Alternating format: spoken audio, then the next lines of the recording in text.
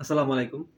আ আপনি যেহেতু এই ভিডিওটা দেখছেন, তার মানে আপনি একটি স্কুটি 3 হুইলার অথবা 2 হুইলার ইভি স্কুটি বাংলাদেশে কেনার জন্য প্ল্যান করছেন।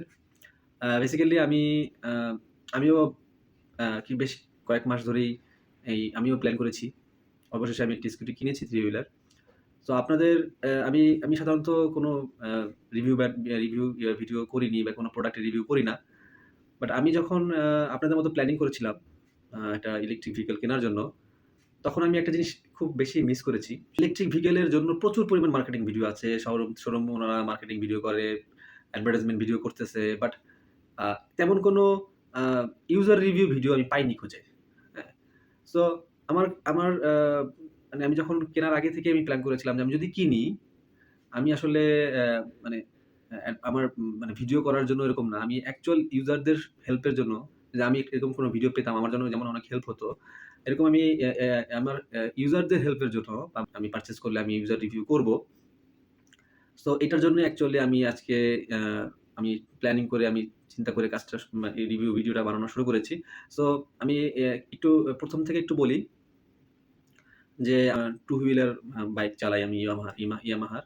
সো আ ওইটার এক্সপেরিয়েন্স, তারপরে ইভির এক্সপেরিয়েন্স, 3 হুইলার এক্সপেরিয়েন্স, বাইকটা স্কুটিটা আমার জন্য কিনেছি আমার ওয়াইফের জন্য। সো এই এক্সপেরিয়েন্স গুলো শেয়ার করব স্টেপ বাই স্টেপ। তারপরে রিভিউ শেয়ার করব। আ কোয়ালিটি কেমন, তারপর এভরিথিং আমি শেয়ার করব পার্টে। সো আমি আসলে এই রিভিউটা ভাগ করেছি কয়েকটা পার্টে, কয়েকটা পয়েন্ট নিয়ে। আ যেমন কনসেপ্টটা কেমন? এই আ ইলেকট্রিক 3 হুইলারের কনসেপ্টটা কেমন? তারপরে এটার আ বিল্ড কোয়ালিটিটা কেমন? এইটার মোটর, ব্যাটারি আসলে কোনটা কিনলে ভালো হবে, কোনটা না কেনা ভালো হবে। আ এইটার আমার ওপিনিয়ন। আর তারপরে এটার রাইডিং এক্সপেরিয়েন্সটা কেমন হলো? তারপরে এটার নেগেটিভ পয়েন্ট, এটার পজিটিভ পয়েন্ট সবগুলো আমি স্টেপ বাই স্টেপ আপনাদের সাথে শেয়ার করব ইলেকট্রিক ভেহিকল এটা নিয়ে। কারণ আমি এগুলো খুঁজে পাইনি। সো এটা অ্যাকচুয়ালি আমি কোনো অ্যাডভার্টাইজমেন্ট বা কোনো কোম্পানিকে ব্লেম দেওয়ার জন্য বা কোম্পানিকে হ্যাসেল করার জন্য কিছু করিনি। সো এটা কেউ কোনো কোম্পানি আশা করি পার্সোনালি নিবেন না। আমি আমার পার্সোনালি টোটালি অনেস্ট এবং রিভিউ দিব। আমি রিসেন্টলি কিনেছি মানে আমার ১০-১২ দিন হয়েছে। তো ১০-১২ দিন কেনার আগে আমি কি জিনিসগুলো খেয়াল করেছি, কি জিনিসগুলো খুঁজেছি, কেনার পর সময় আমি কি কাজ করেছি, কি ভুল করেছি, কিছু ঠিক করেছি।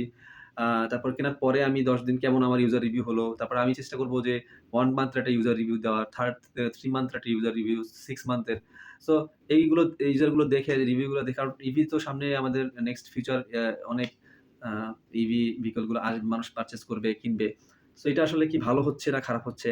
আমি তো যেহেতু আমি অয়েল এর বাইক চালাই অলরেডি। আমার ৮ বছর ধরে আমি বাইক চালিয়েছি এবং আমি অনেক লং ড্রাইভ দিয়েছি বাইক নিয়ে। সো সেই এক্সপেরিয়েন্স এবং ইভির এক্সপেরিয়েন্স এর কম্পেয়ার করলে কেমন লাগছে, এই সবকিছুর এক্সপেরিয়েন্স আমি স্টেপ বাই স্টেপ শেয়ার করব আপনাদের সাথে। মেইন রিভিউটা আমি আমার গাড়ির সামনে বসেই দিব। গাড়ি থাকা অবস্থায় গাড়িতে দেখে আমি রিভিউ দিব।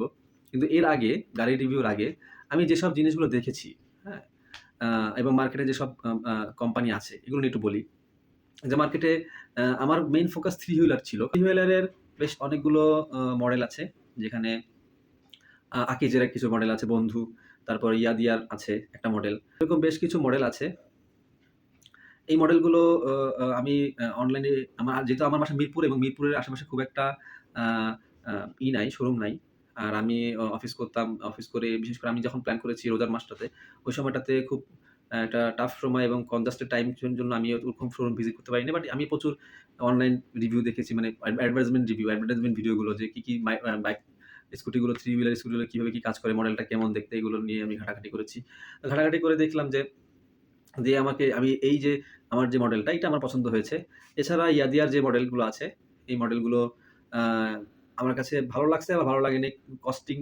প্রাইস হিসাব করে আমার কাছে অতটা একটু ডিফারেন্স বেশি লাগছে। আকিজের একটা মডেল আছে 3 হুইলার। এই মডেলটা আ আমার কাছে এটার মোটরের ক্যাপাসিটিটা কম লেগেছে। ৫০০ ওয়াটের মোটর দেয়। আর আমি যেটা কিনেছি এটা ১০০০ ওয়াটের মোটর। এবং এটার ব্যাটারিটা হলো গিয়ে ৬০ ভোল্ট ৩০ অ্যাম্পিয়ার। এটা আমি লিথিয়াম আয়ন ব্যাটারি নিয়েছি। এটা লিড অ্যাসিড ব্যাটারিতে normally built in lead acid battery থাকে। বাট আমি এটা কাস্টমাইজ করে লিথিয়াম আয়ন ব্যাটারি নিয়েছি। সো এটার প্রাইস নিয়ে এভরিথিং আমি ডিটেইলস বলব আপনাদেরকে আ ই ই করে আমার বাইকটা দেখিয়েই বলব। সো আমি এছাড়াও এটার কয়েকটা মডেল আছে আমি যেটা কিনেছি। সো একটা মডেল আছে সামনে দিয়ে ঝুড়ি আছে যে এই মডেলটা। এই মডেলটা আমার দেখতে কেমন জানি সাইকেল মনে হয় যেন নেই। এছাড়া আমার এই মডেলটা আ আমার ভালো লাগছে কারণ এটা দেখতে লুকটা স্কুটি টাইপের একটা লুক আছে। সো মানে আমি যেগুলো বলছি এগুলো আমি বাইক পারচেজ করার আগে আমি যেগুলো রিভিউ গুলো দেখেছি, বাইকগুলো দেখছি। একটা নেগেটিভ পয়েন্ট হলো গিয়ে আমরা এই বাইকগুলো না এগুলো আ আমি ইয়াদে গিয়েছিলাম শোরুমে বাইক নাই। তো স্যাম্পল দেখা যায় না। টেস্ট ড্রাইভ এর স্কোপও খুব কম পাওয়া যায়। সো আমি কেনার আগে আমি কোন টেস্ট ড্রাইভ দেখতে পারি নাই। তারপরে আমি ট্রাই করতে পারি নাই এটা। সো আমার জাস্ট আমি ভিডিও দেখেছি মানুষ ভিডিওতে অ্যাডভার্টাইজমেন্ট ভিডিও মানুষ চালাচ্ছে। সো ওইটা অতটা বলা যায় না। বাট তারপর আমি চিন্তা করেছি একটু কি আর হবে? অটো তো চলতেছে, অটো রিক্সা চলতেছে রাস্তায় প্রচুর পরিমাণে। ৩ চাকার অটো রিক্সা। সো আমারটা তো ওইভাবে চলবে।